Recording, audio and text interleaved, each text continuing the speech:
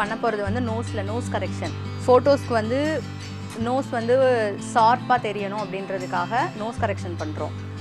அப்போ என்ன பண்ணணும்னா இந்த 2 பக்கமும் வந்து டார்க் கலர் ஷேடும் சென்டரில் வந்து நல்ல பிரைட் கலர் ஷேடும் கொடுக்கணும்.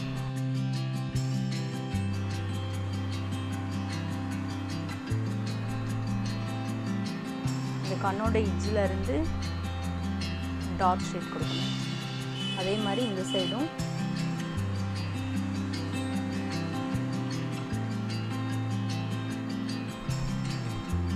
கொடுத்துட்டு அதுக்கப்புறம் சென்டரில் வந்து இந்த லைட் கலர் கொடுக்கணும்.